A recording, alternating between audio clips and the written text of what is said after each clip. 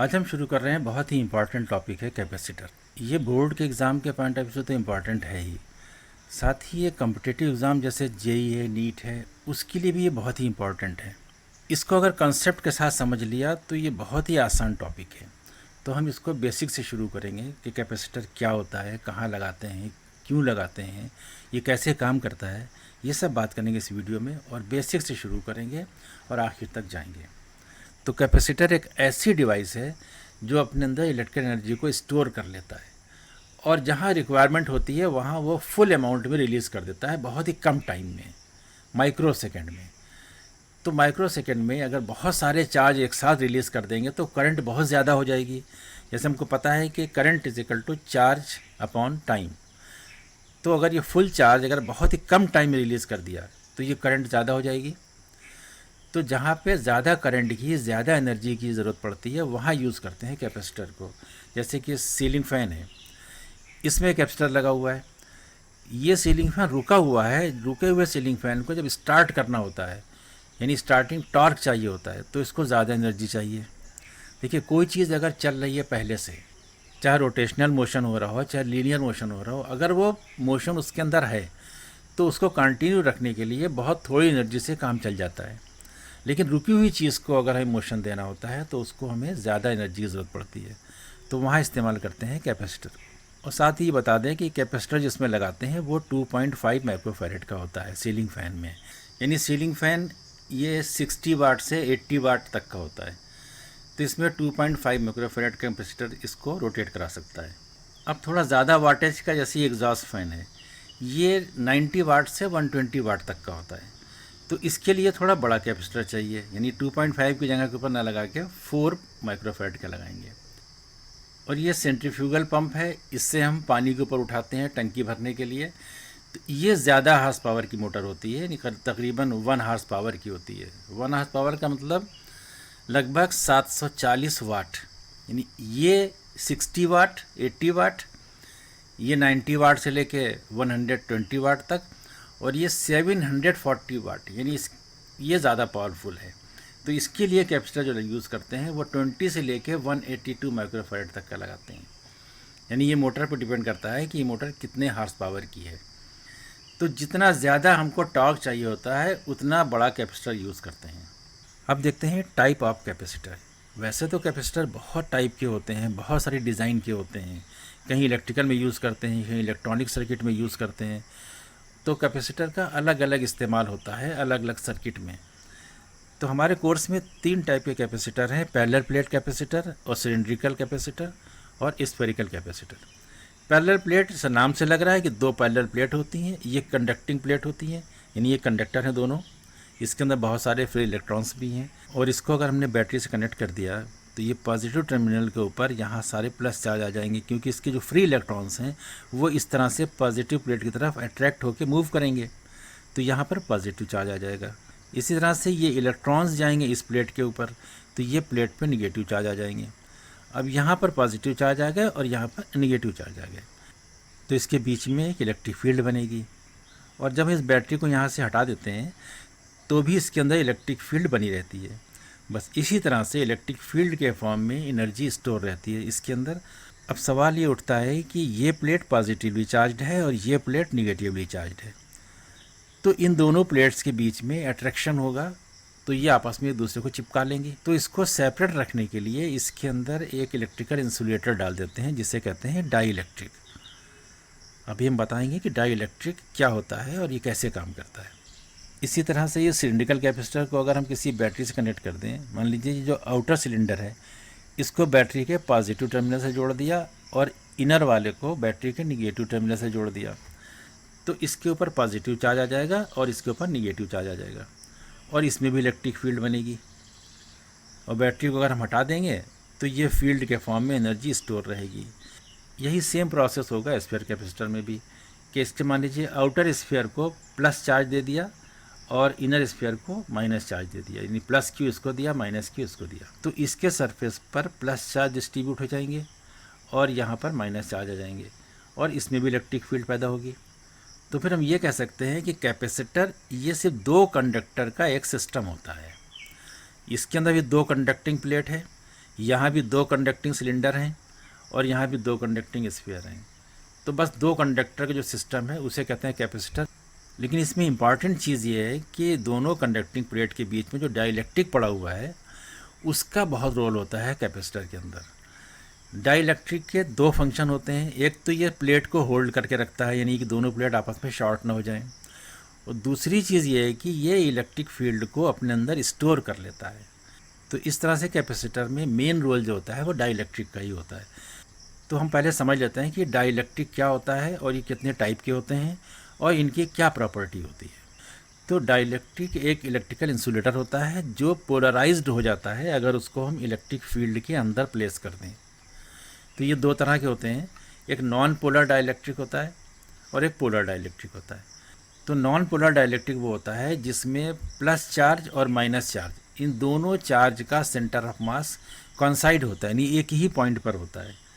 जैसे कि इसकी एग्जांपल है ऑक्सीजन, नाइट्रोजन, कार्बन डाइऑक्साइड। तो पहले एग्जांपल लेते हैं ऑक्सीजन की। तो ऑक्सीजन मॉलिक्यूल्स के 2 एटम होंगे और दोनों एटम के अंदर ये प्लस चार्ज होगा, इसके सेंटर पे ही होगा, और इस प्लस चार्ज का जो सेंटर ऑफ मास होगा दोनों का वो इसके सेंटर में होगा, बिल्कुल दोनों के बीच में होगा। और इसके आउटर मोस्ट ऑर्बिट में 6 इलेक्ट्रॉन है और यहाँ भी 6 इलेक्ट्रॉन है। ये इलेक्ट्रॉन इस तरह से मूव करते हैं, इस डायरेक्शन में, जैसे 8 बनाते हुए ऐसे मूव करते रहेंगे। तो इनका सेंटर ऑफ मास कहाँ होगा? इनका सेंटर ऑफ मास भी यहीं पर होगा। तो ये एक ही पॉइंट पर प्लस का भी सेंटर ऑफ मास यहीं पर है और माइनस का भी सेंटर ऑफ मास यहीं पर है। तो अगर सेंटर ऑफ मास जैसे एक प्लस का ये होता और माइनस का ये होता तो इन दोनों के बीच में इलेक्ट्रिक फील्ड बनती। लेकिन अगर दोनों एक ही पॉइंट के ऊपर हैं तो यहाँ इलेक्ट्रिक फील्ड नहीं बनेगी। तो ये होता है नॉन पोलर डाइलेक्ट्रिक। और पोलर डाइलेक्ट्रिक का मतलब होता है कि इसके पॉजिटिव का सेंटर ऑफ मास और निगेटिव का सेंटर ऑफ मास ये दोनों थोड़ा डिस्टेंस पर होते हैं, अलग अलग होते हैं, एक ही पॉइंट पर नहीं हो सकते। तो इसकी एग्जांपल है सोडियम क्लोराइड है, अमोनिया गैस है, हाइड्रोक्लोरिक एसिड है। तो एग्जांपल में लेते हैं सोडियम क्लोराइड को। तो सोडियम के अंदर जो इलेक्ट्रॉन्स होते हैं आउटर मोस्ट ऑर्बिट में 1 इलेक्ट्रॉन होता है, यानी इसके अंदर टोटल इलेक्ट्रॉन 11 होते हैं। तो पहली ऑर्बिट में 2 और दूसरी में 8, 10 हो गए। तो थर्ड ऑर्बिट में 1 इलेक्ट्रॉन होता है। ऐसे क्लोरीन के अंदर होते हैं 17 इलेक्ट्रॉन। तो पहली ऑर्बिट में 2 और दूसरी में 8, 10 हो गए। तो आउटर मोस्ट ऑर्बिट यानी थर्ड ऑर्बिट के अंदर 7 इलेक्ट्रॉन है।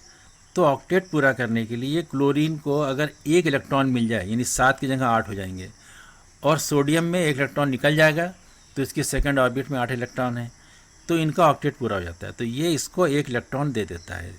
तो जब ये 1 इलेक्ट्रॉन दे देगा तो यहाँ पर एक प्लस चार्ज बन जाएगा, और इसमें 1 इलेक्ट्रॉन आ जाएगा तो इसके अंदर एक माइनस चार्ज बन जाएगा। तो ये सोडियम का प्लस चार्ज और क्लोरीन पे माइनस चार्ज, तो प्लस से माइनस के बीच में एक इलेक्ट्रिक फील्ड बनेगी। तो ये होगा पोलर डाइलेक्ट्रिक। अब सवाल ये होता है कि डाइलेक्ट्रिक की प्रॉपर्टी क्या होती है। अगर ये डाइलेक्ट्रिक को, जो नॉन पोलर डाइलेक्ट्रिक है, इसको अगर हम किसी एक्सटर्नल इलेक्ट्रिक फील्ड के अंदर प्लेस कर दें, यानी यहाँ पर एक इलेक्ट्रिक फील्ड क्रिएट करा दें, यानी यहाँ प्लस चार्ज रख दिया, यहाँ पे माइनस चार्ज रख दिया, तो यहाँ से इलेक्ट्रिक फील्ड बन गई, तो इसका क्या इफ़ेक्ट होगा? देखिए, यहाँ पर इलेक्ट्रॉन्स का सेंटर ऑफ मास ये है, इलेक्ट्रॉन्स इस तरह से मूव कर रहे हैं इस डायरेक्शन में, ऐसे ऐसे, यानी इंग्लिश का 8 बना रहे हैं ये। तो ये सेंटर ऑफ मास है, और ये प्लस चार्ज का सेंटर ऑफ मास भी यहीं पर है। अब यहाँ पर हमने 2 प्लेट लगा दी, एक पर प्लस चार्ज है और एक पर माइनस चार्ज है। तो ये निगेटिव प्लेट जो है इस प्लस चार्ज के सेंटर ऑफ मास को अपनी तरफ अट्रैक्ट करेगी ऐसे, तो ये इस तरह से हल्का सा मूव करेगा इस डायरेक्शन में। और ये जो इलेक्ट्रॉन्स हैं जो इस तरह से मूव कर रहे हैं, इस तरह से इंग्लिश का 8 बना रहे हैं, ये भी इस पॉजिटिव प्लेट की तरफ अट्रैक्ट होंगे, तो इधर को ये हल्का सा ड्रिफ्ट करेंगे इस तरह से। तो ये प्लस और माइनस के बीच में थोड़ी सी डिस्टेंस बन गई, तो इस डिस्टेंस की वजह से ये पॉजिटिव से नेगेटिव की तरफ इलेक्ट्रिक फील्ड बनेगी। तो ये मॉलिक्यूल जो है ये स्ट्रेच हो जाएगा इन दोनों प्लेट की वजह से, यानी इलेक्ट्रिक फील्ड की वजह से, और ये ऐसे बन जाएगा। तो ये पॉजिटिव चार्ज का सेंटर ऑफ मास और ये निगेटिव चार्ज का सेंटर ऑफ मास। तो अगर नॉन पोलर डाइलेक्ट्रिक को किसी इलेक्ट्रिक फील्ड के बीच में प्लेस कर दें तो वो as a polar dielectric behave करने लगता है। तो ये है डाइलेक्ट्रिक की प्रॉपर्टी। अब हम पढ़ते हैं कैपेसिटर के बारे में कि फंक्शन ऑफ कैपेसिटर क्या होता है। ये सिंपली एक डाइलेक्ट्रिक की एक प्लेट है, इसके दोनों साइड में एक कंडक्टिंग पॉलिश कर देते हैं, कंडक्टिंग लेयर चढ़ा देते हैं इसके ऊपर। कंडक्टिंग लेयर के बीच में ही डाइलेक्ट्रिक है, और इसको अगर हम कनेक्ट करें किसी बैटरी से तो इस लेयर के ऊपर प्लस चार्ज और इस पर माइनस चार्ज आ जाता है। अब इसको समझने के लिए थोड़ा इसको बढ़ा के देखते हैं कि इस तरह से दो कंडक्टिंग प्लेट है और ये इसके बीच में डाइलेक्ट्रिक है।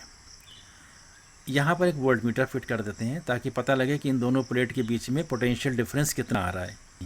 तो यहाँ पर पोटेंशियल डिफरेंस जो है वो ज़ीरो होगा पहले, लेकिन जब इसको हम बैटरी से कनेक्ट कर देंगे, यानी इस कंडक्टिंग प्लेट के फ्री इलेक्ट्रॉन्स यहाँ से ऐसे मूव करके बैटरी के पॉजिटिव की तरफ आएंगे। तो जब एक इलेक्ट्रॉन यहाँ ऐसे आ रहा होगा तो यहाँ पर एक प्लस चार्ज बन जाएगा और ये इलेक्ट्रॉन बैटरी के थ्रू होता हुआ जब इस प्लेट के ऊपर आएगा तो यहाँ पर एक निगेटिव चार्ज आ जाएगा। इसी तरह से दोबारा फिर दूसरा इलेक्ट्रॉन चलेगा यहाँ से, तो यहाँ पर एक प्लस चार्ज बनेगा। इलेक्ट्रॉन इस प्लेट के ऊपर आएगा तो यहाँ पर एक माइनस चार्ज बनेगा। एक और इलेक्ट्रॉन यहाँ से फ्लो करके इसमें बैटरी की तरफ आ रहा है तो यहाँ पर एक प्लस चार्ज और बनेगा, और ये इलेक्ट्रॉन ये सर्किट पूरा करके इसमें आएगा तो यहाँ पर एक माइनस चार्ज बनेगा। तो इस तरह से कंटिन्यूसली इसमें इलेक्ट्रॉन फ्लो करते रहेंगे और ये प्लस चार्ज बनेगा, ये माइनस बनेगा, ये प्लस, ये माइनस, ये प्लस, ये माइनस, ये प्लस, ये माइनस, ऐसे बनता रहेगा। और ये प्रोसेस कब तक चलेगा? जब तक इस प्लेट्स के बीच का पोटेंशियल डिफरेंस इस बैटरी के पोटेंशियल डिफरेंस के बराबर ना आ जाए। अगर ये बैटरी 12 वोल्ट की है तो इन प्लेट्स के बीच का पोटेंशियल डिफरेंस भी 12 वोल्ट हो जाएगा। अब यहाँ प्लस से माइनस के डायरेक्शन में एक इलेक्ट्रिक फील्ड बनेगी। इस इलेक्ट्रिक फील्ड को कहते हैं एक्सटर्नल इलेक्ट्रिक फील्ड। अब यहाँ देखिए डाइलेक्ट्रिक जो है ये इलेक्ट्रिक फील्ड के अंदर प्लेस है, तो क्या होगा, इसके मॉलिक्यूल जो हैं ये पोलराइज हो जाएंगे, यानी कि स्ट्रेच हो जाएंगे इस तरह से। जैसा अभी हमने पहले डाइलेक्ट्रिक के बारे में भी देखा था कि इसके निगेटिव चार्ज इस पॉजिटिव प्लेट की तरफ अट्रैक्ट हैं और ये पॉजिटिव चार्ज जो है इसके निगेटिव प्लेट की तरफ अट्रैक्ट हैं। तो इसमें भी इलेक्ट्रिक फील्ड बनेगी एक, ये इलेक्ट्रिक फील्ड पॉजिटिव से निगेटिव की ओर होगी। अब चूंकि ये पोलराइजेशन की वजह से इलेक्ट्रिक फील्ड बन रही है, इसलिए इस इलेक्ट्रिक फील्ड को कहते हैं पोलराइज्ड इलेक्ट्रिक फील्ड। और ये पोलराइज्ड इलेक्ट्रिक फील्ड है, ये हमारी एक्सटर्नल इलेक्ट्रिक फील्ड का अपोज कर रही है, यानी एक्सटर्नल इलेक्ट्रिक फील्ड का डायरेक्शन जो है ये हमारा लेफ़्ट टू राइट है और पोलराइज्ड का राइट टू लेफ़्ट है, तो ये इसको अपोज करेगी।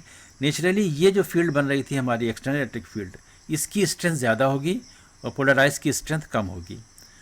तो नेट इलेक्ट्रिक फील्ड जो मिलेगी वो EO माइनस EP होगी और इसका कुछ अमाउंट मिलेगा, बराबर तो दोनों है नहीं, तो इसलिए ये हमेशा नॉन ज़ीरो रहेगी। तो यहाँ डाइलेक्ट्रिक का फंक्शन ये हुआ कि इसने एक्सटर्नल इलेक्ट्रिक फील्ड को रिड्यूस कर दिया।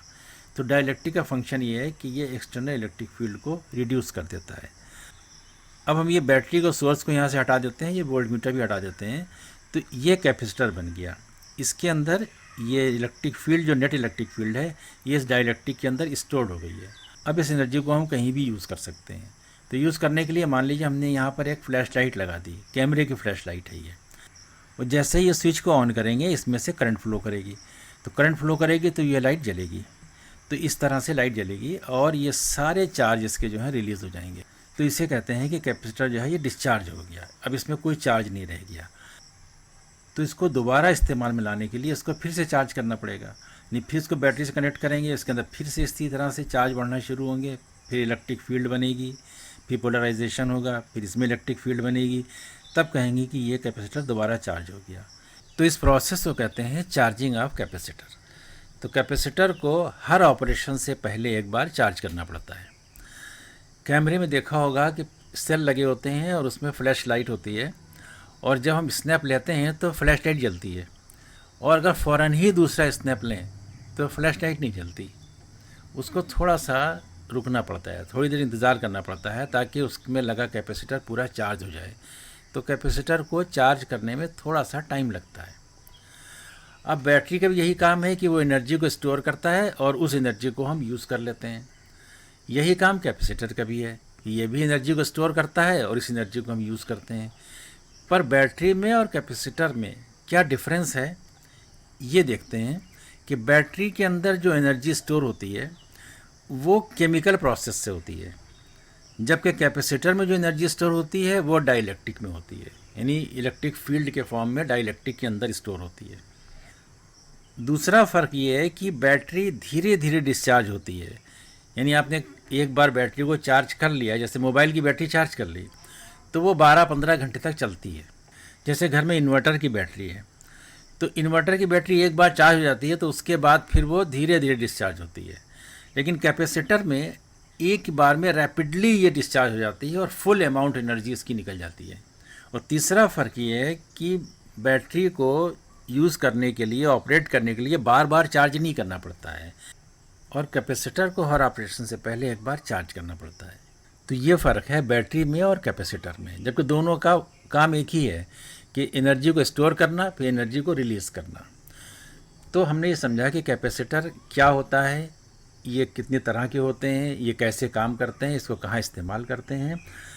अब हमको अगले वीडियो में समझना है कि कैपेसिटर कितनी एनर्जी को स्टोर कर सकता है, यानी उसकी कैपेसिटेंस कितनी है, और कैपेसिटर में डाइलेक्ट्रिक को अगर चेंज करते हैं तो उसकी कैपेसिटेंस में क्या फ़र्क पड़ता है।